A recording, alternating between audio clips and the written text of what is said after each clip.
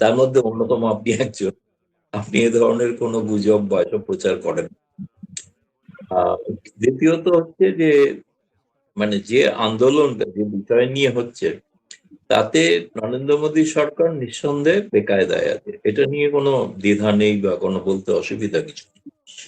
কারণ এটা ছাত্রদের একটা তাদের জীবনের ভবিষ্যতের বিষয়, সে সম্পর্কে তারা নিশ্চিত হতে চায়। এই আন্দোলনটা তারা এত তীব্র আকারে গড়ে তুলেছে বলেই সরকার নড়ে চড়ে উঠেছে শেষ পর্যন্ত। সরকার উপেক্ষা করছে। কিন্তু ভারতে যেটা হয় সেটা হচ্ছে দুটি পদ্ধতিতে সরকার পরিবর্তন ঘটে। এটা এক হচ্ছে যখন লোকসভা ভোট হবে, অর্থাৎ 2029, সে সময় মানুষ যদি বিরক্ত থাকেন এই সরকারের প্রতি, তারা ভোট দিয়ে সেই সরকারকে পরাস্ত করবেন। যেমন ভারতে অতীতে ইন্দিরা গান্ধী থেকে শুরু করে সমস্ত প্রধানমন্ত্রী পরাস্ত হয়েছেন ব্যালটের মাধ্যমে।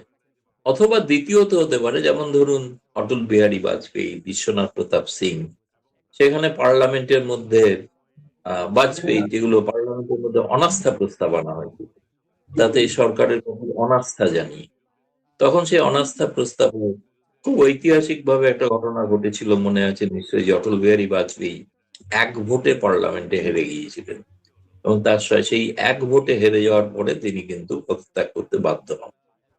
তার আগে বিশ্বনাথ প্রতাপ সিং এর বিরুদ্ধে অনাস্থা প্রস্তাব এসেছিল, তিনিও পদত্যাগ করেন।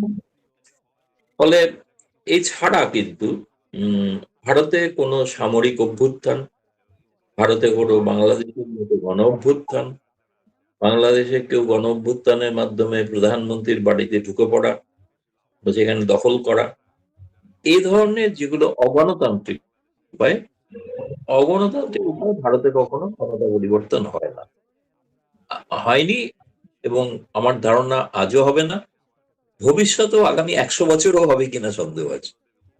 ফলে এটা বাংলাদেশে যারা ওটা তুলনা করছেন, কারণ বাংলাদেশের যে আয়তন, সেই আয়তনের 28 গুণ আয়তন হচ্ছে ভারতের। ভারতের এক প্রান্তের মানুষ, তাদের খাওয়া দাওয়া, পরনের অভ্যাস, ভাষা সমস্ত ভিন্ন। আমি নিজে ভারতীয় হয়ে ভারতীয় বহু ভাষা আমি জানি না, বলতে পারবো না। আমাকে তেলেগু বলতে বললে আমি বুঝবো না, তেলেগু ভাষায় কথা বললে আমি বুঝবো না। আমাদের কমন ভাষা হচ্ছে আইদার ইংরেজি অথবা হিন্দি। ফলে এরকম রকম একটা দেশ, আমাদের যেটাকে বলা হয় ভারত হচ্ছে একটা ইউনিয়ন স্টেটস, মানে প্রদেশের সংযুক্তি করে, ঠিক আমরা ফেডারেশনও বলি না। ফলে আমেরিকার মতো ফেডারেশন না, এটা union of states. Union of states তাকে কেন্দ্র থেকে পরিচালনা করে। ফলে যেটা বলছেন তার কোনো মানে, আমি বলছি না যে এর ফলে নরেন্দ্র মোদী সরকার কোনো মহা আনন্দে আছেন, এমন কোনো ঘটনা নয়, নিশ্চয়ই বিপাকে আছেন। নাহলে তো দেখুন গতকাল যে ছাত্রদের সঙ্গে যে মিটিং হয়েছে, নরেন্দ্র মোদী তার আগের দিন মাঝরাতে তাকে আবেদন করতে হয়েছে। মানে প্রধানমন্ত্রী নরেন্দ্র মোদীর মতো একজন ক্ষমতাবান প্রধানমন্ত্রী, তাকে মাঝরাতে আবেদন করতে হয়েছে ভিডিও মারফতে, যেটা প্রায় ব্যতিক্রমী একটি ঘটনা। তারপরে ছাত্রদের সঙ্গে বৈঠক হয়েছে, ছাত্রদের শর্তে বৈঠক হয়েছে। ছাত্ররা বলেছিলেন যে আমরা মন্ত্রীর বাড়িতে গিয়ে বৈঠক করব না, কোন নিরপেক্ষ স্থানে এসে বৈঠক করতে হবে। এবং সেই নিরপেক্ষ স্থানে বৈঠক হয়েছে। সেই বৈঠকে 3টি দাবির মধ্যে 2টি দাবি তারা সরকার মেনে নিয়েছেন। এই 2টি দাবির মধ্যে একটা হচ্ছে যাদের বিরুদ্ধে আইনানুগ ব্যবস্থা নেওয়া হয়েছে সরকারের পক্ষ থেকে, সেগুলো প্রত্যাহার করে নেওয়া হবে।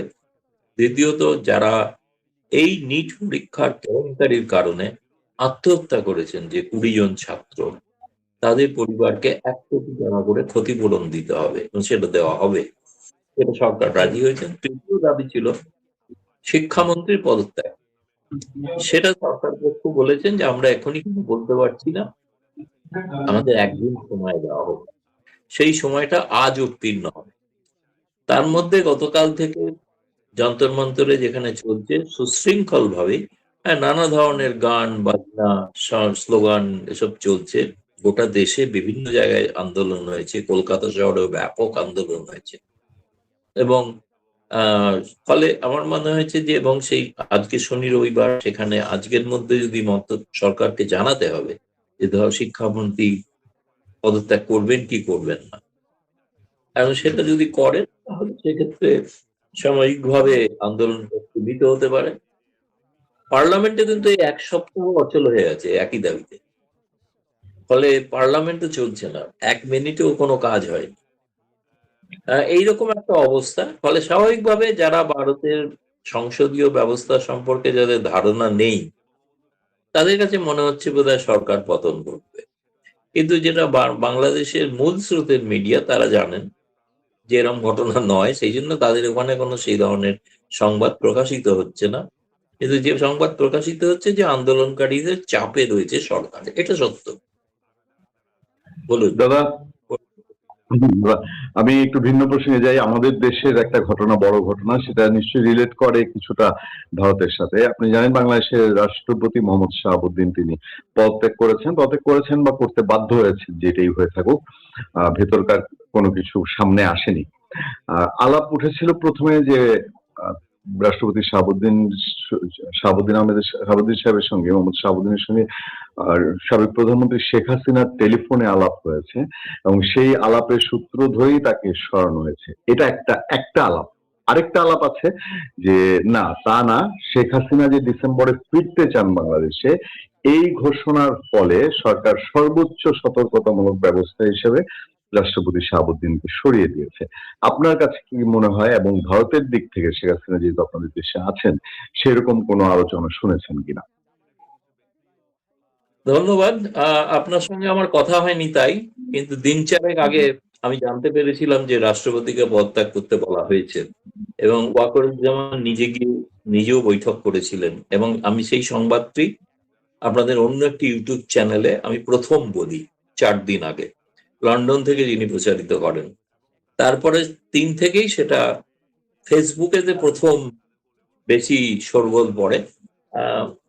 এখন সেই সংবাদটা আমার কাছে সংবাদ ছিল দুটি। একটি হচ্ছে যে আমি আসলে খোঁজ করছিলাম যে শেখ হাসিনা যে ফিরে যেতে চাইছেন, তাহলে সেখানে তারেক রহমান সরকারের প্রতিক্রিয়া কি কি হতে পারে। এটা করতে গিয়ে জানতে পারলাম যেহেতু শাহাবুদ্দিন সাহেব শেখ হাসিনা পরিবারের অত্যন্ত ঘনিষ্ঠ, ফলে স্বাভাবিকভাবেই তার উপর চাপ আসবে, এবং আমার সূত্র নিশ্চিত করে যে পরে 4 দিন আগে, যখন বাংলাদেশের কোনো গণমাধ্যম জানতো না, যে হ্যাঁ শাহাবুদ্দিনকে পদত্যাগ করতে বলা হয়েছে এবং সেনাপ্রধান ওয়াকারুজ্জামানকেও পদত্যাগ করতে বলা হতে পারে। আমার কাছে দুটি খবর ছিল। ওয়াকারুজ্জামানের ঘটনাটা এখনো ঘটেনি। তার আগে নৌবাহিনীর প্রধান ওয়াকারুজ্জামান তুরস্কে যাওয়ার আগে নৌবাহিনীর প্রধান পরিবর্তন ঘটেছে। তিনি তারপরে তুরস্ক গেছেন, তুরস্ক থেকে ফেরার পর হয়ে যাবে। তার কারণ হচ্ছে যে তারেক রহমান সরকারের অনেকে মনে করেন যে এই দুই ব্যক্তি তারা যে ভূমিকাই পালন করে থাকুন সাম্প্রতিক সময়, কিন্তু এরা ব্যক্তিগতভাবে শেখ হাসিনা পরিবারের অত্যন্ত ঘনিষ্ঠ, করে ওয়াকারুজ্জামানের সঙ্গে একটা আত্মীয়তার সম্পর্ক আছে। ফলে একটা কথা হচ্ছিল শেখ হাসিনার পক্ষ থেকে, বা আমি অনেকবার বলেছি নানা জায়গায়, যে 4 আগস্ট 2024 যেরকম সেনাপ্রধান ঘোষণা করেছিলেন যে যদি হাজার হাজার আন্দোলনকারী জমায়েত হয় তাহলে সেনাবাহিনী কোনো গুলি চালাবে না। কারণ আমি প্রশ্ন তুলেছিলাম যে যদি শেখ হাসিনা যেদিন ফিরবেন সেদিন যদি এরকম হাজার হাজার কেন লাখো লাখো জমায়েত হন, মানে আমি যা ফিডব্যাক পাচ্ছি তাই ঘটনা ঘটতে পারে, তাহলে সেদিন সেনাবাহিনী কি গুলি চালাবেন না এরকম কোনো সিদ্ধান্ত নেবেন? তো সেটা ওয়াকারুজ্জামান নিলেও নিতে পারেন। সে কারণে হয়তো তার ক্ষেত্রেও পরিবর্তন হলে আমি অবাক হব না আর কি। তৃতীয়ত, আর কি হতে পারে? আর কি হতে পারে বলতে, এখনো আওয়ামী লীগকে একটা রাজনৈতিক স্পেস দেওয়ার কথা বিএনপি ভাবছে, কিন্তু সেটা শেখ হাসিনাকে মাথায় রেখে নয়। তো এখন ঘটনা হচ্ছে যে তিনি কিন্তু রাজি কিনা আমি জানি না, শুনেছি তিনি রাজি নন, তিনি শেখ হাসিনার পরিবর্তে দায়িত্ব নিতে রাজি নন। ফলে বিএনপির মধ্যে প্রথমত হচ্ছে সরকারের মধ্যে শেখ হাসিনা ঘনিষ্ঠ যারা, তারা হয়তো কেউ তারেক রহমান সরকারের সঙ্গে বিশ্বাসঘাতকতা করবেন এমন নয়, কিন্তু তবুও বলে না যে সিঁদুরে মেঘ দেখলে ডরায় অনেকে, সেই কারণে যে তাদের সরিয়ে দেওয়া এই সময়, নাহলে সরানোর তো কোনো কারণ কিছু নেই। আর ওই রেজিগনেশন লেটারটা সকলেই দেখেছেন, তাতে প্রথম একটি লাইন মাত্র তিনি হাতে লিখেছেন, বাকি গোটাটাই টাইপ করা, তাই না? সইটা আর প্রথম লাইনটা, এই দুটো লাইন নিজের হাতের লেখা, বাকি গোটাটাই টাইপ করা। ফলে এটা আজকের দিনে বুঝতে কোনো অসুবিধা হয় না যে তিনি স্বেচ্ছায় করেছেন, সেটাও লেখা থাকবে, খুবই স্বাভাবিক। কিন্তু আমি জানি ব্যক্তিগতভাবে রাষ্ট্রপতি ভবনে আমার ঘনিষ্ঠ সূত্র ছিল, ফলে আমার প্রণব মুখার্জি লেখা বই তিনি চেয়েছিলেন, তাকে উপহারও পাঠিয়েছিলাম, তিনি পড়েছেন। আমি বলি যে তিনি কিন্তু আপনার শো এবং আমার শো নিয়মিত দেখেন। তো ফলে আমার ইচ্ছা আছে ভবিষ্যতে তার একটা সাক্ষাৎকার নেওয়া। এখন যাই না সেটা সম্ভব কিনা, এখন তিনি তো আছেন দেশের মধ্যে, এখন হয়তো নয়, যখন তিনি স্বচ্ছন্দ বোধ করবেন তখন দেখা যাবে। তো যেটা বলছিলাম যে যে পরিবর্তনগুলো শেখ হাসিনার ঘোষণায়, এই কতগুলো ঘটনা যেটাকে উড়িয়ে দিচ্ছিলেন অনেকে বাংলাদেশে, কিন্তু এটা উড়িয়ে দেওয়ার ঘটনা নয়। বেচারা প্রথম ক্যাজুয়ালিটি হলেন রাষ্ট্রপতি, দ্বিতীয় ক্যাজুয়ালিটি আরো কেউ হবেন, তৃতীয় ক্যাজুয়ালিটি কেউ হতে পারেন, চতুর্থ হচ্ছে আওয়ামী লীগকেও পরিবর্তন করা যায় কিনা। ফলে এমন একটা অবস্থায় খুবই একটা বলবো যে শেখ হাসিনার ঘোষণায় প্রায় সত্যি এই সরকার কিন্তু সিরিয়াসলি নিয়েছেন, বাকিরা মনে করছেন নাটক, কিন্তু তারেক রহমান সরকার জানেন তারা যে শেখ হাসিনা ঘোষণা যেটা করেন সেটা তিনি করেন এবং করবেন। বলুন কোন নিয়ে? হ্যাঁ দাদা, আমি এই জায়গাটাতেই একটু কনফিউজ মনে হয় যে শেখ হাসিনা এই ফিরে আসার বিষয়টা কি কোথাও স্তীমিত হয়ে গেছে, বা এটা যত বড় ঘটনা ঘটার কথা সেই অর্থে কোনো প্রিপারেশন, কোন ধরনের আয়োজন, ইন্টারনালি কোনো কিছু আরো আগাচ্ছে কিনা, এই বিষয়গুলো কেন যেন একটু ধোঁয়াশা ধোঁয়াশা মনে হয়। দেখুন, এটা ঘটনাটা তো শেষ পর্যন্ত তো একটা ভারত সরকারকে সিদ্ধান্ত নিতে হবে। ফলে এই পরিস্থিতিটা, এর মধ্যে যেটা ঘটনা সেটা হচ্ছে যে ভারতে সেপ্টেম্বর মাসে ব্রিক্স শিখর সম্মেলন অনুষ্ঠিত হতে চলেছে। এই খবরটিও প্রথম আমি ব্রেক করি বোধ প্রিন্টে এবং সব জায়গাতেই, যে নরেন্দ্র মোদী প্রধানমন্ত্রী তারেক রহমানকে সফরে আমন্ত্রণ জানিয়েছেন, এবং ধরুন যদি আসেন, এখনো তারা ঘোষণা করেননি। এবার আমি একটু ক্ল্যারিফাই করে দিই, গতকাল পররাষ্ট্র মন্ত্রণালয়ের এটা একটা প্রশ্ন হয়েছিল, সে প্রশ্নে পররাষ্ট্র মন্ত্রণালয়ের মুখপাত্র বলেছেন এ বিষয়ে আপনাদের পরে জানানো হবে। একটা তিনি ডিনাই করেননি, কিন্তু পরে জানানো হবে এই কারণে যেহেতু এটা সেপ্টেম্বর মাস হবে, বহু দেরি আছে, ফলে সফরে সেই শিখর সম্মেলনের আগে হয়তো ঘোষণা করা হতে পারে কারা কারা আসবে। এখন তারেক রহমানকে আমন্ত্রণ করাটা ব্যক্তিগত প্রধানমন্ত্রী বা ব্যক্তিগত তারেক রহমানকে নয়, এই মুহূর্তে বাংলাদেশ হচ্ছে বিমস্টেকের পৌরোহিত্য করছেন। আগেও 2012 সালে ভারতের গোয়াতে ব্রিক্স সম্মেলন অনুষ্ঠিত হয়েছিল, তখন শেখ হাসিনা প্রধানমন্ত্রী ছিলেন, তখন তাকেও আমন্ত্রণ জানানো হয়েছিল। ফলে সেই পরম্পরা অনুসারে তারেক রহমানকে আমন্ত্রণ জানানো হচ্ছে। এখন ধরুন শেখ হাসিনা যাবেন ডিসেম্বরে, তার আগে সেপ্টেম্বরে তারেক রহমান দিল্লি আসবেন ব্রিক্সের সম্মেলন উপলক্ষে। সেখানে কি মোদী বা তারেক রহমানের মধ্যে এমন কোনো আলোচনা হবে না যেটাতে আওয়ামী লীগ প্রসঙ্গ থাকবে? নিশ্চয়ই আলোচনা হবে। ফলে সেই আলোচনার ভিত্তিতে অনেকটা নির্ভর করবে শেখ হাসিনা কিভাবে ফিরবে। ফলে এখন তারেক রহমান সরকার তারেক রহমানকে সিদ্ধান্ত নিতে হবে, যেটা গতকাল পরশুদিন আপনাদের প্রতিমন্ত্রী যেটা বলেছেন যে চিঠি আমাদের কাছে এসেছে, আমরা প্রধানমন্ত্রীর কাছে পাঠিয়ে দিয়েছি, ফলে প্রধানমন্ত্রী সিদ্ধান্ত নেবে। ফলে যেহেতু প্রধানমন্ত্রী এখনো কোনো সিদ্ধান্ত ঘোষণা করেননি, সেই কারণে ভারতের পররাষ্ট্র মুখপাত্র সরাসরি স্পষ্ট আগ বাড়িয়ে কোনো জবাব দিতে চাইছেন। জি দাদা, আমি একটা জিনিস বলছেন যে সীমিত ব্যাপার, এটা একটা নেগোসিয়েশন ছাড়া ফেরা সম্ভব নয়, এটা সকলেই জানে।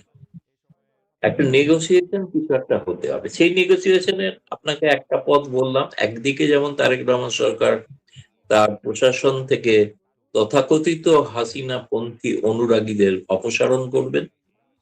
তৃতীয়ত, শেখ হাসিনা আওয়ামী লীগ সম্পর্কে একটা অন্য বার্তা দেওয়ারও চেষ্টা করেছেন, রাজনৈতিক বার্তা, যে শেখ হাসিনা নয় অন্য কেউ দায়িত্ব নিলে তারা দিতে পারেন জায়গা।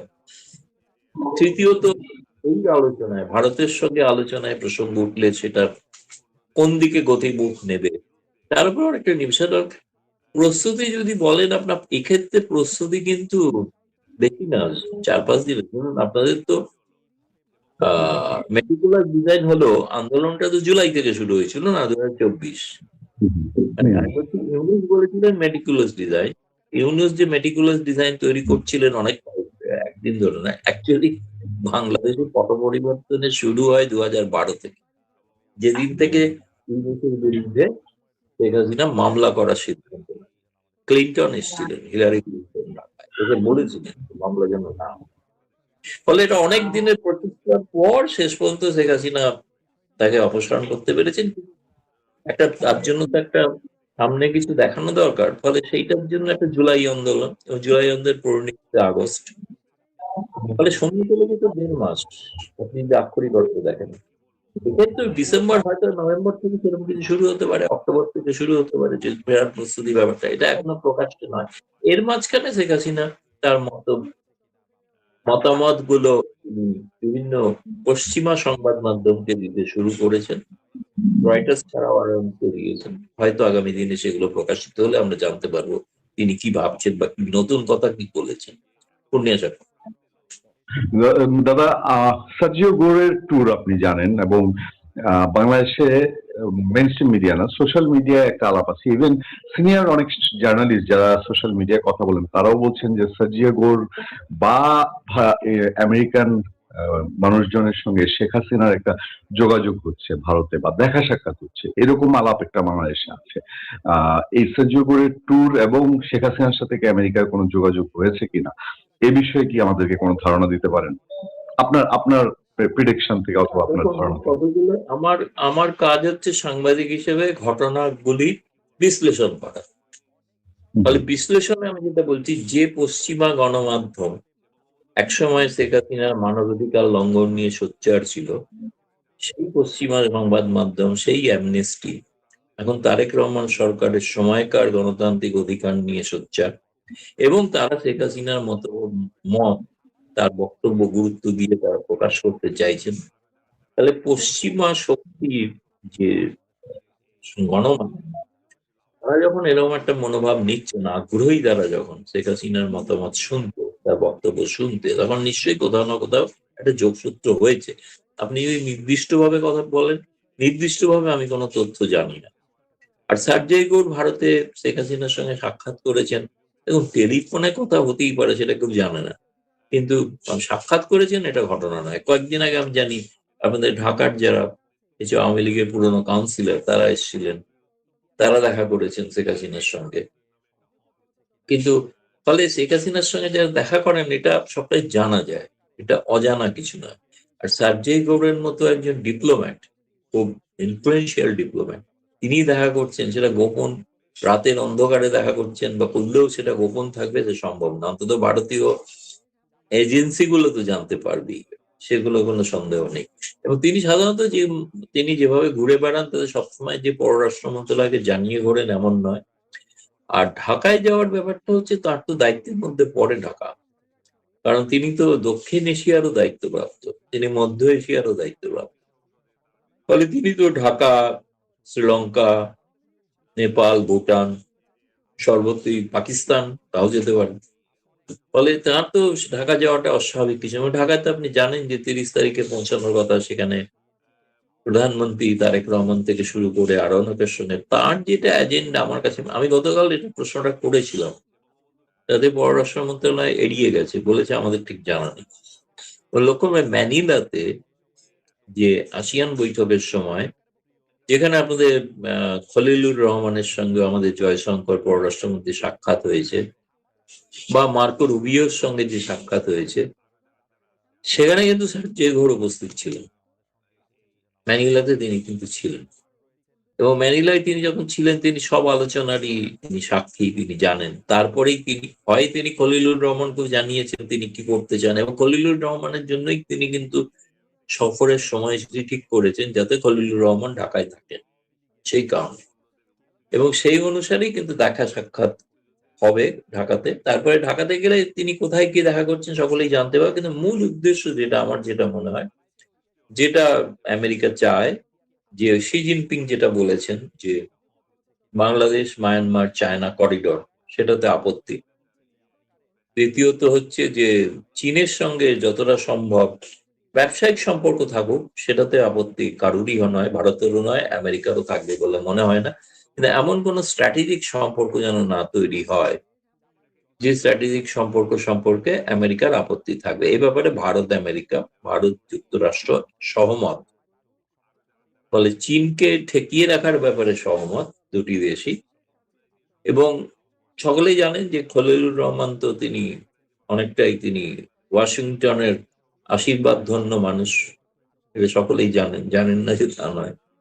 যার কারণে না হলে তিনি জাতিসংঘের সভাপতিও হতে পারতেন না। ফলে খুব ইন্টারেস্টিং সময় আসছে বাংলাদেশের জন্য, এ বিষয়ে কোনো সন্দেহ নেই। ঠিক এরই প্রেক্ষাপটে শেখ হাসিনার প্রতি, দেখুন আমেরিকা কিন্তু তাদের দেশেও কিন্তু নির্বাচন আসুন সেনেট, ফলে তাদেরকেও দেখাতে হবে যে তারা গণতান্ত্রিক মূল্যবোধে বিশ্বাস করেন। তারা বাংলাদেশের এমন একটা সরকারকে সমর্থন করছেন যেখানে আওয়ামী লীগের কোনো স্পেস নেই, ফলে সেটা কিন্তু তার দেশে প্রশ্ন উঠতে পারে। ডেমোক্র্যাটদের সঙ্গে তাদের ফারাক আছে, রাজনৈতিকভাবে আদর্শগতভাবে ফারাক আছে। ডেমোক্র্যাটরা থাকাকালীন তারা আওয়ামী লীগকে পছন্দ করেন না। ডেমোক্র্যাটরাই বলা যেতে পারে শেখ হাসিনা উৎখাতে একটা বড় ভূমিকা পালন করেছিলেন।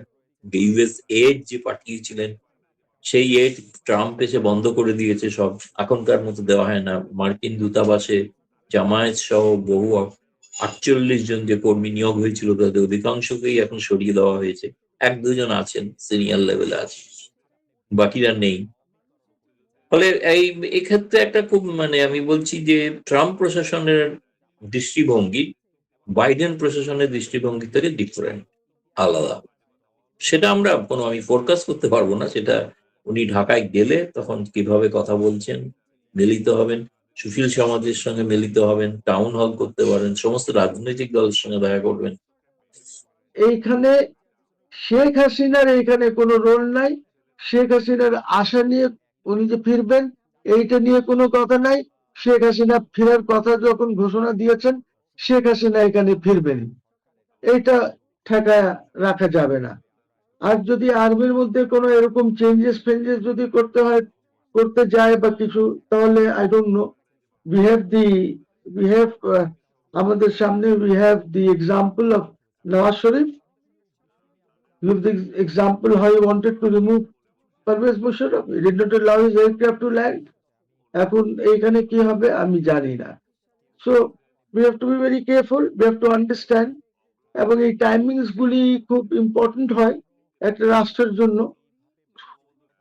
সো দেখা যাক। আমি জানি না what kind of relationship the Prime Minister is having with the army chief এই মুহূর্তে।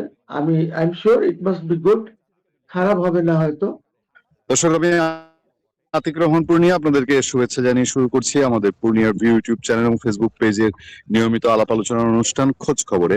আপনারা পর্দায় দেখতে পাচ্ছেন আপনাদের সবার প্রিয় মুখ, পছন্দের আলোচক এবং সবার চেনা মানুষ, আমাদের আইন অঙ্গনের পরিচিত মুখ, সাহসী মানুষ, স্পষ্টবাদী মানুষ, অ্যাডভোকেট মহসিন রশিদ স্যার। আপনাকে সালাম এবং শুভেচ্ছা জানিয়ে আজকে অনুষ্ঠান শুরু করছি। বাংলাদেশে একটা বলবো কিনা, আপনি ফোনে আমার সঙ্গে একটু দ্বিমত পোষণ করেছেন যে বাংলাদেশের প্রেসিডেন্ট শাহাবুদ্দিন আহমেদ, তিনি মোহাম্মদ শাহাবুদ্দিন, তিনি রিজাইন করেছেন, পদত্যাগ করেছেন। এখন পদত্যাগ করেছেন না করতে বাধ্য হয়েছেন, এটা নিয়ে দ্বিমত আছে। তার পদত্যাগ পত্র নিয়েও নানান রকম আলাপ আলোচনা চলছে এবং একটু তো ব্যতিক্রম, কারণ স্বাভাবিকভাবে তিনি তার মেয়াদ শেষ করতে পারেননি। হয়তোবা বিএনপি ক্ষমতা এসছে, বিএনপি তার রাষ্ট্রপতি বসাবে, এটা একটা ব্যাপার ছিল। কিন্তু দুটা আলোচনা খুব নানান রকম কথার সূত্র তৈরি করছে। একটা হলো বলা হচ্ছিল তার সাথে শেখ হাসিনার ফোনে কথা হয়েছে, সাবেক প্রধানমন্ত্রী, যদিও রাষ্ট্রপতি সেটা অস্বীকার করেছেন। তিনি বলেছেন যে এটা একেবারেই বেসলেস। আরেকটা আলাপ আছে যে রাষ্ট্রপতি পদত্যাগের আগে শেখ হাসিনার ঘোষণা ছিল যে তিনি ডিসেম্বরে আসতে চান। অনেকে মনে করছেন যে সরকার নানা রকম প্রিপারেশন নিচ্ছে, সরকার সর্বদলীয় বৈঠক করেছে। সেই পারপাসে কি শেখ হাসিনা ডিসেম্বরে ফেরার ঘোষণার সাথে প্রেসিডেন্ট শাহাবুদ্দিনকে সরিয়ে দেওয়ার কোনো সম্পর্ক আছে কিনা, আমি এই বিষয়ে একটু আপনার কাছ থেকে বিশ্লেষণ আশা করি। আপনি পুরো বিষয়টি কিভাবে দেখছেন, অ্যাডভোকেট মহসিন রশিদ? জি, অফকোর্স উনাকে রিকোয়েস্ট করা হয়েছে। আমি যতটুকু জানি 21 তারিখে এই রিকোয়েস্টটা করেছেন প্রাইম মিনিস্টার তারেক। আমার যতটুকু খবর সেটা হলো 21 তারিখে এই রিকোয়েস্টটা করেছেন, এবং এই রিকোয়েস্টের আগে যখন তারেক সাহেব এসেছেন, প্রেসিডেন্টের সাথে কথা বলেছেন, উঠেছেন, বসেছেন ওনার সাথে, তখন প্রেসিডেন্ট সাহেব নিজেই অফার করেছিলেন যে আপনি যখন বলবেন যে এখন আপনি আপনার দলীয় লোক দিতে চান বা আপনার নিজস্ব রাষ্ট্রপতি রাখতে চান, তখন আমি রিজাইন করব, আপনি খালি জানিয়ে দিয়েন আমাকে। তো প্রাইম মিনিস্টার জানিয়েছেন, জানার পরে উনি রিজাইন করেছেন। এইখানে কোনো ধরনের প্রবলেম নাই। ইট ইজ নট যে শেখ হাসিনার সাথে ওনার কথা হয়েছে কিনা, আর কথা তো হতেই পারে, আমি বলছি না যে হয়েছে, কিন্তু আমি এক নাগরিক হিসাবে জাস্ট বলি যে উনি যদি কথা বলতে চান বলবেন। আমি কি কথা বলতে পারি না? আপনি কি কথা বলতে পারেন না? কোনো মানা আছে কোনো নাগরিকের কথা বলার জন্য? কোনো আইন আছে যে শেখ হাসিনার সাথে কথা বলা যাবে না? সেই শেখ হাসিনা এই দেশের নাগরিক। Sheikh Hasina de facto prime minister. She's not the de jure prime minister. Tariq Shahid is the de jure prime minister, but de facto prime minister. উনি prime minister হিসাবে আপনারা ওনাকে রেখে এসেছেন, উনি ওইখানে প্রাইম মিনিস্টারের প্রটোকলে আছেন। এখন উনি বলেছেন যে উনি দেশে ফিরতে চান, দেশে ফিরবেন। আপনারা এক্সট্রাডিশন চেয়েছেন, এই গভর্নমেন্ট বা তার আগের গভর্নমেন্ট এক্সট্রাডিশন চেয়েছে। এক্সট্রাডিশন তো হবে না, বিকজ আইনগতভাবে এক্সট্রাডিশন হতে পারে না শেখ হাসিনার। এই ডকুমেন্ট না পড়ে এইসব লোকজন কথাবার্তা বলে। আইসিটিতে যে আপনি ওনাকে শাস্তি দিয়েছেন, এই শাস্তির জন্য এক্সট্রাডিশন হতে পারে না, বিকজ এটা পসিবল না, ওই ট্রিটিতেই আছে। তারপর পলিটিক্যাল যদি কোনো ইয়ে থাকে, ওনার এক্সট্রাডিশন হবে না। আরো যাদের আইসিটিতে শাস্তি হচ্ছে, কারোর এক্সট্রাডিশন হবে না, পসিবল না, because it's not lawful under the extradition treaty. Anyway, so এখন কথা হচ্ছে যে উনি রিজাইন করেছেন, এইটাকে বলা হবে ভলেন্টারি রেজিগনেশন। এই কারণে ভলেন্টারি রেজিগনেশন বলা হবে বিকজ উনি স্বাস্থ্যগত কারণে রিজাইন করেছেন, এবং ওনার স্বাস্থ্য খুব একটা ভালো না। ভলেন্টারি এই কারণে বলবো আমি যে একজনের রিজাইন করার এখতিয়ার আছে, সে যখন ইচ্ছা রিজাইন করতে পারে। যদি ওনাকে সরানোর, ইমপিচ করার যদি ইচ্ছা থাকতো সরকারের, তাহলে তারা পার্লামেন্টের মাধ্যমে করতে পারতেন। সো আমার মনে হয় যদি কোনো আলাপ আলোচনা হয়েছে between the government and the president, তাহলে এইটা যে উনি কিভাবে ভলেন্টারি রিজাইন করবেন এবং কি কি আরো শর্ত টর্ত যদি থাকে। আমি শুনেছি যে ওনাকে কিছু আশ্বাস দেওয়া হয়েছে, ওইগুলি আমার ব্যাপার না, আমি বলবো না কি আশ্বাস দেওয়া হয়েছে, কিন্তু আমি শুনেছি যে ওনাকে 3টা ইয়ে দেওয়া হয়েছে। ওইটা উনি গভর্নমেন্ট বলেছে কোনো অসুবিধা নাই, তারা মানবেন, তারা ওই যা বলেছেন ওইসব রিকোয়েস্ট ওনার একসেপ্ট করেছে গভর্নমেন্ট।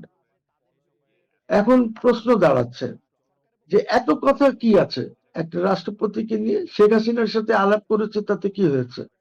শেখ হাসিনা তো এই দেশের রাষ্ট্রপতি ছিলেন। শেখ হাসিনাকে শপথ পড়িয়েছেন উনি, ইউনুসকে শপথ পড়িয়েছেন, যদিও ইউনুসের শপথ আমি আনকনস্টিটিউশনাল এন্ড ইললিগাল মনে করি, বিকজ ইন্টারিম গভর্নমেন্ট হতেই পারে না। তারপরে উনি তারেক সাহেবকে শপথ পড়িয়েছেন। He is the only president যিনি 3টা সরকারকে শপথ পড়িয়েছেন, আর আমাদের এই 54 বছরের ইতিহাসে তো এরকম নাই। 3 পিপল উনি পড়িয়েছেন, 3টা প্রধানমন্ত্রী উনি, বা 3টা হেড অফ গভর্নমেন্টকে উনি পড়িয়েছেন। So he is not an ordinary person, উনি প্রেসিডেন্ট এই দেশের। তো এইখানে আমি আর আসলে উনি অসুস্থ, উনি চিঠিতে তো উনি কি কি রোগে আক্রান্ত উনি তো সব বলেছেন, which is a fact. Why why এইটা নিয়ে এত আমরা কথা বলছি কেন? এত জামাত টামাত কত কথা বলছে, কি গভর্নমেন্ট কোনো কথা বলেছে? গভর্নমেন্ট তো বলছে না কোনো কথা। গভর্নমেন্ট কেন বলবে? একটা লোকের রিজাইন করার এখতিয়ার আছে। কালকে যদি তারেক সাহেব মনে করেন যে না আমি রিজাইন করব, আমি প্রাইম মিনিস্টার থাকবো না, করতে পারেন। এটার মধ্যে আমরা এত কিছু কেঁচুমেচু খুঁজতে যাব কেন? He has resign, he has perform very well.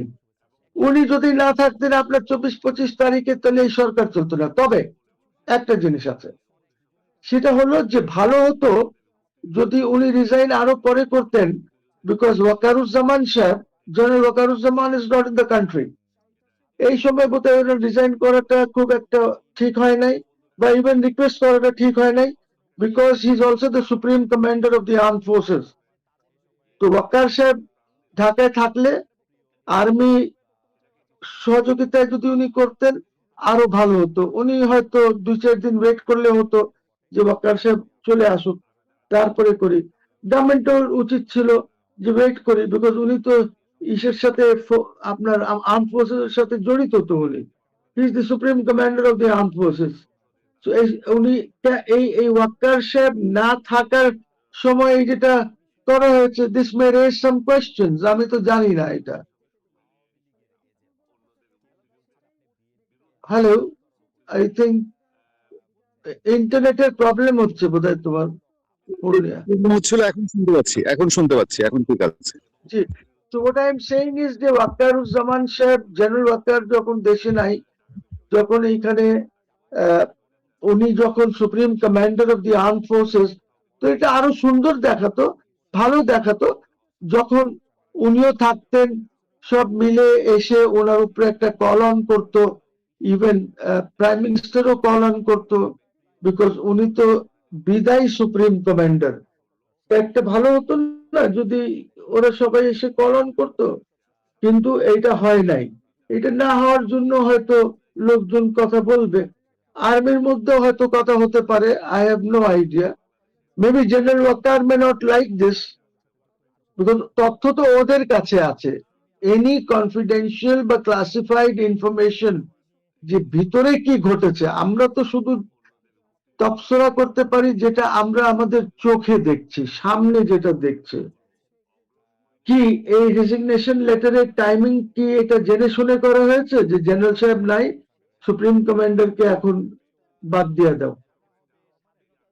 বা ইজ ইট এমনও তো হতে পারে যে ঠিক আছে আমরা আমাদের রাষ্ট্রপতি নিয়ে আসি, এখন উনি রিজাইন করে গেল, তারপরে আমরা এরপরে নেক্সট স্টেপে my president is going to remove general Waker-uz-Zaman, হতে পারে।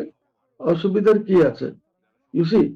সো এইখানে আর যদি কোনো এর মধ্যে যদি ইয়ে থাকে যে শাহাবুদ্দিন সাহেবকে দিয়ে তো ওয়াক্কারকে সরান যাবে না, তো আমরা উনাকে, ওয়াক্কার সাহেব এখন নাই, এর মধ্যে আমরা কাম সেরে ফেলি, পরে আমাদের প্রেসিডেন্ট এসে সরাতে সুবিধা হবে। বিকজ ইয়েস, আপনার there was lot of pressure on president Shahabuddin, কিন্তু উনি তো এইসব যে কাজ করেছেন, এই সরকারকে ধরে রেখেছেন বা ইলেকশন পর্যন্ত গেছেন, এগুলো তো he had the full support of the army.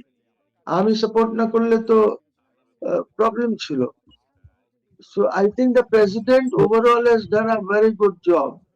উনি খুব ভালো কাজ করেছেন, উনি সরকারকে ধরে রেখেছেন, উনি গভর্নমেন্টকে ধরে রেখেছেন। উনি যদি না থাকতেন তাহলে বিএনপি ইজ অলসো রাইট। যদি তখন যে এরা বলেছিল যে কনস্টিটিউশনাল ভ্যাকিউম হবে, ওই যখন ওই যে ইলিনয়ের একটা থার্ড গ্রেড প্রফেসর আছে না, কি নাম ওর, ওই প্রফেসরের ওই কমিটির মধ্যে এই কথাগুলি উঠেছিল, তখন তো বলেছে যে না প্রেসিডেন্টকে সরান যাবে না, প্রেসিডেন্টকে সরাইলে there be a constitutional vacuum, and BNP was absolutely right. Constitutional vacuum তো হতোই যদি আপনি প্রেসিডেন্টকে সরাই দিতেন। Then the only option at that point in time would be remove the Yunus government and Waker should have taken over. যদি আপনি প্রেসিডেন্টকে সরাই দিতেন তাহলে এই ঘটনাটা ঘটে যেত। সো আমি জানি না যে কি পরিস্থিতি আছে, বিকজ এই রিলেশনশিপ গুলি তো খুব ম্যাটার করে, খুব কাউন্ট করে, যে prime minister relationship with the president, prime minister relationship with the army chief, এই জিনিসগুলি খুবই ম্যাটার করে। এটা চারটিখানি কথা না, it's not easy. it's very difficult to maintain these relationships. Ji, Purnia, over to you. আমি একটা জিনিস খেয়াল করলাম, একটা খুব ছোট অংশ, কিন্তু এই অংশটা এখন একটিভ খুব ঢাকার পলিটিক্সে। সেটা হল যে এনসিপি এবং জামাতে ইসলামী তারা মোহাম্মদ শাহাবুদ্দিনের অ্যারেস্ট চায়, তার বিচার চায়। এটার বেসটা কি মনে হয়, কি হতে পারে? See, there are two things. One is আপনি শাহাবুদ্দিন সাহেবের বিচার করতে পারবেন না জুলাই অগস্ট নিয়ে। কারণটি হচ্ছে উনি তখন রাষ্ট্রপতি ছিলেন, রাষ্ট্রপতির একটা ইমিউনিটি আছে under article 51 of the constitution. কাজে ওইগুলি ওরা মুশকিল হচ্ছে আমাদের এই যে পলিটিশিয়ান বা লোকজন, এরা কোনো পড়াশোনা বা কিছুই করতে চায় না, এরা খালি গলাবাজি করতে জানে এবং যা মুখে আসে তাই বলে। President Shahabuddin cannot be tried for anything that has occurred or has happened July অগস্টে, বিকজ উনি আগের থেকেই প্রেসিডেন্ট ছিলেন এবং ওনার ইমিউনিটি আছে, টোটাল ইমিউনিটি আছে ওনার, both civil and criminal, for all his acts and things done as the president. ওইগুলি না, হ্যাঁ উনি যদি ধরেন যেটা প্রেসিডেন্সিয়াল ডিউটিসে উনি যে কাজ করছেন, কিন্তু ধরেন যদি উনি কোনো খুন করে ফেলেন অন্য কিছু, তো he can be tried for that after his Presidency ends, বা আগে যদি কিছু হয়ে থাকে। কিন্তু প্রেসিডেন্ট হিসাবে উনি যদি কোনো অর্ডার দিয়ে থাকেন, ধরে নিচ্ছে যে গুলি চালাও, তাহলে you cannot try him for that. ওনার ইমিউনিটি আছে, এটা উনি প্রেসিডেন্ট হিসাবে করছেন যে law and order is very bad, গুলি চালাও, বা law and order is very bad, আর্মিকে ডাকো। হি ক্যান ডু দ্যাট, ওনার এখতিয়ার আছে এটা। আমি আরেকটু আমি ধরে নিচ্ছি যে প্রেসিডেন্টের সরে যাওয়ার সাথে শেখ হাসিনা আসার কোনো সম্পর্ক নাই, কিন্তু একটা জিনিস কি আপনার কাছে মনে হয় যে গভর্নমেন্টকে কি কোথাও অরিড মনে হয় শেখ হাসিনার আসার ডিক্লেয়ার করার কারণে? যে কারণ তারা সর্বদলীয় বৈঠক করেছে, তারপর নানান রকম প্রস্তুতির কথা শোনা যাচ্ছে। হ্যাঁ, শেখ হাসিনা যখন বলেছে, so government is certainly very nervous. Government is nervous because দুই তিনটা জিনিস আছে। একদিকে ইমম্যাচিওরড, গভর্নমেন্টের মধ্যে ম্যাচিউরিটি আমি পাই না, নাম্বার ওয়ান। নাম্বার টু, অপোজিশনের মধ্যে কোনো ম্যাচিউরিটি আমি পাই না। সো এই ইমম্যাচিওরড গভর্নমেন্ট যদি আপনার দেশ পরিচালনা করে, তো ন্যাচুরালি তারা তো একটু ওয়ারিড হবে, সো এখন ওই ওয়ারিড হলে they will have to decide, because you see অনেক কিছু তো লিঙ্কড আছে শেখ হাসিনার আশা। শেখ হাসিনা কি ডিসেম্বরে আসবেন না নভেম্বরে আসবেন? উনি তো বলেছেন ডিসেম্বরের মধ্যে she is going to come, and উনি ইঙ্গিত দিয়েছেন যে ডিসেম্বরে উনি আসবেন, এই বাট এর মধ্যে তো আসতে পারেন, নাম্বার ওয়ান। নাম্বার টু, যে জিনিসটা আছে, শেখ হাসিনা যখন বলেছেন যে উনি আসবেন, উনি ডেফিনেটলি আসবেন, দিনক্ষণ উনি ঠিক করবেন। যদি সরকার ইন্ডিয়ান গভর্নমেন্টের সাথে এবং শেখ হাসিনার সাথে একটা এগ্রিমেন্ট করে নেয়, বা এগ্রিমেন্টের ইসে যদি শেখ হাসিনা দেশে আসেন, তাহলে এক ধরনের সিচুয়েশন হবে। আর সেটা যদি না করে, তাহলে আর এক ধরনের সিচুয়েশন হবে। তখন স্মুথ সিচুয়েশন হবে, প্রপার সিচুয়েশন হবে এগ্রিমেন্ট করে যদি আসে।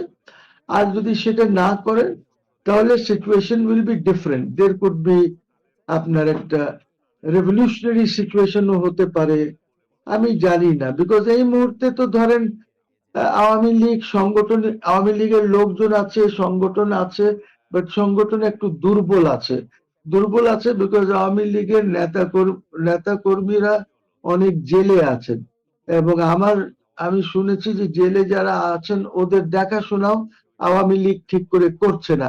ধর ওদের ঘরে খাবার আছে কিনা বা টাকা পয়সা আছে কিনা, কোনো কিছু দেখাশোনা হচ্ছে না because most of this people are outside. So Sheikh হাসিনাকে এই করার আগে ওনার এই সংগঠনটাকে ঠিক করতে হবে। সংগঠনের মধ্যে যেন শেখ হাসিনার প্রতি একটা কনফিডেন্স আসে, যে ডাক দিলেই তারা বের হবে, এই অনেক কাজ বাকি আছে। তো এই কাজগুলি উনাকে 4-5 মাসের মধ্যে গুছাতে হবে। উনি ওনার মতন গুছাবেন, গভর্নমেন্ট যদি মনে করে যে না আমরা একটা এগ্রিমেন্ট করে আমরা যেহেতু ওনাকে রেখে এসেছি আমরা ওনাকে নিয়ে আসব, এই সিস্টেমে নিয়ে আসব, then that's a different situation, because don't forget that আপনাকে তো ইন্ডিয়া ছাড়া শেখ হাসিনাও আসতে পারবেন না। মানে ইন্ডিয়া যদি ডিসএলাউ করে যে না আপনি যায়েন না, তাহলে Sheikh Hasina cannot come, because ওনার সিকিউরিটির ব্যাপার আছে। আর যদি গভর্নমেন্ট মনে করে যে শেখ হাসিনা আসুক যা ইচ্ছা, তাহলে the Indians will have to provide আর সিকিউরিটি। হয়তো ইন্ডিয়ানস চাইবে যে ওনাকে সিকিউর করি, ওনাকে সিকিউরিটি দেই। তো কিভাবে হবে এই জন্য ডিসকাশন ইজ ভেরি ইম্পর্টেন্ট। একটা এগ্রিমেন্ট হয়, একটা ডিসকাশন করা ইন্ডিয়ানদের সাথে, যে উনি even with Sheikh Hasina government can send there representatives, তারা শেখ হাসিনার সাথে বসতে চায়। আর এই যে যদি প্রপার রুল অফ ল হয়, প্রপার আইনের শাসন আপনি যদি প্রতিষ্ঠা করতে চান, তাহলে এই আইসিটিতে ওনার যে মামলা আছে, ওনার যে ট্রায়াল আছে, ওনার যে শাস্তি আছে, এইগুলি কিছুই টিকবে না। এগুলি টিকতে পারেই না, জুরিসপ্রুডেন্সিয়ালি টিকতে পারে না। উনি অন্যায় করেছেন, দ্যাটস ওয়ান ইস্যু। উনি অন্যায় করেন নাই, দ্যাটস ওয়ান ইস্যু। কিন্তু আপনি আপনি আইসিটিতে এটা কিভাবে করেছেন? আপনি আইসিটিতে করেছেন বিকজ বলা হলো যে ইলেকশন হতে পারে না যতক্ষণ পর্যন্ত হাসিনাকে শাস্তি দেওয়া না হয়। শাস্তি দিতে হবে, শাস্তি দিলে তারপরে যেই মুহূর্তে এটা হয়ে গেল তারপরে ইলেকশনের কথা শুরু হলো। সো এই জিনিসগুলি তো ফ্যাক্টস উইল অ্যাপ্লাই। তারপরে আরো অনেক ঘটনা আছে, অনেক কথা হবে। যেমন আমি বলি যে আপনি তো শেখ হাসিনাকে ডিফেন্ড করার কোনো সুযোগ দেন নাই। আপনি তো শেখ হাসিনাকে পলাতক হিসেবে ট্রায়াল করেছেন, absconder. She's been tried as an absconder, but she did not abscond. উনি absconder হতেন যদি উনি এই ট্রায়াল ফেস না করার জন্য পালিয়ে যেতেন, তা করেন নাই। বিকজ তখন তো উনি জানেও না যে ওনার বিরুদ্ধে আইসিটিতে মামলা হবে। উনি যেদিন গেছেন ওই দিন কি উনি জানেন যে আইসিটিতে মামলা হবে? ওই দিন কি ওই আইসিটি অ্যাক্ট এমেন্ড করা হয়েছে? No no no no, she was not in the country. 5 তারিখে ওনাকে 5 তারিখে তো গভর্নমেন্টই নাই। ওই 24 অ্যাক্ট যে এমেন্ড করে ওনাকে ট্রায়াল করতেছে তাও তখন নাই। সো ওনাকে তো আপনি রেখে এসেছেন আর এক দেশের হেফাজতে, যে ভালো আমার প্রাইম মিনিস্টারকে হেফাজত করে রাখবেন আপনি। ওনারা বলেছেন ঠিক আছে, ওনারা ওইভাবেই ওনাদের যা বলেছেন ওনারা ওইভাবে করছেন। এখন আপনি তো জানতেন যে শেখ হাসিনা ইজ ইন দিল্লি, লুকানো তো না, এমন তো না যে আপনি জানেন না উনি কোথায় পালিয়ে গেছে। ইউ নো দ্যাট আমরা নিজেরাই দিল্লিতে রেখে এসেছি, উনি তো পালায় নাই, উনি পালায় নাই। আপনি অ্যাবসকন্ডার হিসেবে ট্রাই করেছেন, ঠিক আছে, কেন করলেন? আপনি ওনাকে একটা ওয়ারেন্ট, একটা কোনো নোটিশ, একটা সামান্স আপনি পাঠাতেন বাংলাদেশ হাই কমিশনের মাধ্যমে, ওনার উপর সার্ভিস করাতেন through the Indian foreign office. আপনি আপনার ফরেন অফিসের মাধ্যমে হাই কমিশনকে পাঠাতেন। আপনার হাই কমিশন তো আমার লোক, বাংলাদেশের লোক, তো বাংলাদেশের রিপ্রেজেন্টেটিভ। হাই কমিশন যে জায়গাটা আছে, হাই কমিশনারের বাড়ি ঘর অফিস আমাদের, এটা তো আমার টেরিটরি, বাংলাদেশের টেরিটরি। তো আপনি ওর মাধ্যমে সার্ভিস করতেন, আপনাকে অসুবিধা ছিল? You should have allowed her to defend herself. সে তো অর্ডিনারি লোক না, সে তো কোনো অর্ডিনারি লোক না। আজকে তারেক সাহেবকে যে লন্ডন পাঠানো হলো বন্ড নিয়ে, যে উনি আর রাজনীতি করবেন না, এটা কেন করা হলো? এটা করা হলো because the then government thought যে আমরা এভাবে ছাড়বো না ওনাকে। উনি যদি একটা বন্ড দেন যে আমি আর কোনোদিন রাজনীতি করব না, তাহলে ছেড়ে দেব। উনি বন্ড দিয়ে দেশ থেকে চলে গেছেন। শেখ হাসিনা তো তা করে নাই। শেখ হাসিনা কোনো বন্ড দিয়ে তো যায় নাই, শেখ হাসিনা তো প্রধানমন্ত্রী হিসাবে গেছে। এইসব বেকার কথাবার্তা বলে লাভ নাই। You will have to sit with Sheikh Hasina, একটা এগ্রিমেন্ট করতে হবে বসতে হবে। শেখ হাসিনা না, ইন্ডিয়ার সাথে তো বসতেই হবে, যেহেতু উনি ও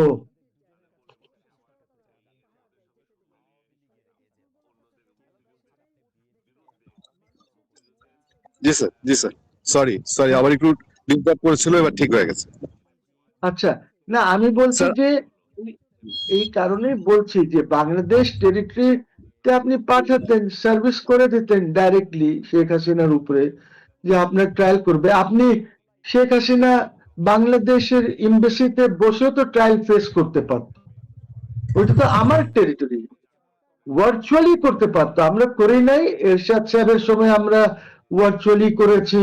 আমরা অনেক সময় জেলখানার থেকে লোক আনি না, ভার্চুয়ালি ট্রাই করি। অনেক সময় আমাদের আদালত জেলে চলে যায় ট্রায়াল করার জন্য। অল কাইন্ডস অফ পসিবিলিটিস আর দেয়ার। আপনি তো পারেননি, আপনি স্ট্রেট, বিকজ আপনাকে বলা হয়েছে not BNP but others have said, অন্য যারা আছে জামাত টামাত, ওরা বলেছে যে ট্রায়াল না করে আমরা ইলেকশন বয়কট করবো, ইলেকশনে যাবোই না। আগে আমরা একটা জাজমেন্ট চাই আইসিটির থেকে, দিছে, তাজুল সাহেব অ্যারেঞ্জ করেছে, তাজুল তো ওদেরই লোক, তাজুল অ্যারেঞ্জ করে দিয়েছে। ওইখানে কোর্টের যে পরিস্থিতি ছিল, স্বাভাবিক পরিস্থিতি ছিল না।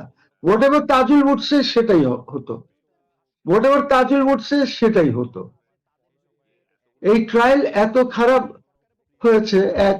দ্বিতীয়ত 2009-এর পরে যে জামাত নেতাদের ট্রায়াল হয়েছে সেটা এত খারাপ হয় নাই যত খারাপ তাজুল এস চিফ প্রসিকিউটর যে ট্রায়ালটা করেছে। সো কি করব বলো, আমি আর এগুলি তো আছে। দুটো বিষয় ছোট ছোট একটু আলোচনা করে শেষ করতে চাই। দুটো একবার এই প্রসঙ্গগুলো আপনাকে তুলে ধরতে চাই। একটা হলো যে এখন যে সিচুয়েশন, এই সিচুয়েশনে এই বিচারগুলো থেমে গেলে কি আবার বিচার হতে পারে? এবং পাশাপাশি আরেকটা প্রসঙ্গ হচ্ছে যে আমরা শুনতে পাচ্ছি, অথেন্টিক সোর্সে আমরা শুনছি এবং আলোচনায়ও আসছে, আমাদের এখানেও শো করেছেন কেউ কেউ ভারত থেকে, তারা বলছেন যে বিএনপি একটা স্পেশাল মেসেজ দিয়েছে শেখ হাসিনাকে যে উইদাউট শেখ হাসিনা যদি আওয়ামী লীগ হয় তাহলে সেই আওয়ামী লীগকে তারা স্পেস দিতে চায়। এটা একটা ব্যাপার। আপনার কি মনে হয় যে এটা পসিবল? Impossible, impossible. কালকে যদি কেউ বলে যে বিএনপি কে তারেক রহমান ছাড়া আমরা পলিটিক্স করতে দেব, তারেক রহমান সাহেব পারবেন না, ইম্পসিবল। বিএনপি থাকবেই না, আওয়ামী লীগ থাকবেই না। What are you saying? Awami League জাসুদ মাসুদ হয়ে যাবে, বিএনপি জাসুদ টাসুদ হয়ে যাবে তারেক রহমান ছাড়া, because they are the backbone of the party. Party চলে কবর থেকে, বঙ্গবন্ধুর ইমেজে চলে, ওইটা চলে আমাদের রাষ্ট্রপতি জিয়াউর রহমানের ইমেজে, নট খালেদা জিয়া, জিয়াউর রহমানের ইমেজে। খালেদা জিয়াও রাজনীতি করেছেন জিয়াউর রহমানের ইমেজে। You see, এটা তো simple. Why can't we understand? যে পার্টিগুলি এরকম। Jamaat is different, Jamaat party is different, it's cadre based party, ওদের একটা সিস্টেম আছে, সিস্টেমে লিডারশিপটা ইয়ে হয়, ইটস এ গুড ইয়ে। এইভাবে যদি আমাদের যে বিএনপি বা আওয়ামী লীগ চলতো খুব খারাপ হতো না, ভালো হতো যদি, তো লিডারশিপ চেঞ্জ হতো। বাট বিএনপিতে আর আওয়ামী লীগে তো কোনো লিডারশিপ গ্রো করার কোনো স্কোপ নাই, কোনো স্কোপ নাই। Can there B any leader যে এসে প্রাইম মিনিস্টার হবে ওইখানে? Will Sheikh Hasina allow that? Will Tariq Zia allow that? করলে ভালো হয়, করলে ভালো হয়। কেন? এই মিস্টেকটা তো বঙ্গবন্ধু করেছেন। যদি বঙ্গবন্ধু এই মিস্টেক না করতেন, উনি যদি সুপ্রিম লিডার হয়ে থাকতেন, তাজউদ্দিন সাহেব প্রাইম মিনিস্টার থাকতো বা অন্য কাউকে প্রাইম মিনিস্টার করা হতো, তাহলে তো এই পরিণতি হয় না। ইউ সি, বিকজ আপনি যখন পাওয়ারেও থাকবেন তখন there is a problem. He could have been the supreme leader, ওনার কথাই তো উঠতো বসতো সবাই, কিন্তু তখন কন্ট্রোল করতে পারতেন। সো এখন কি তারেক সাহেব বা শেখ হাসিনা এরা কি পার্টি যদি ছেড়ে দেয়, এই পার্টি কি থাকবে? পার্টি থাকবে ফ্যামিলি ছাড়া? আজকে দেখেন জাতীয় পার্টি, এরশাদ সাহেবের জাতীয় পার্টি রংপুরে কত স্ট্রং হওয়ার কথা সেটাকে, কিন্তু কে ধ্বংস করলো? এরশাদ সাহেব নাই, ওনার ভাই ধ্বংস করে দিল, সংগঠন করতে পারলো না। ৩-৪ হাজার ভোট পায় এরশাদ সাহেবের নামে। What are you saying? Just try to see কি অবস্থা। তো এরা না থাকলে তো পার্টি থাকবে না, জাসদের চেয়েও খারাপ হবে। আমি জানি না বাংলাদেশের জন্য ভালো হতে পারে, দ্যাটস অ্যানাদার ইস্যু, কিন্তু এইসব গল্প করে কোনো লাভ নাই।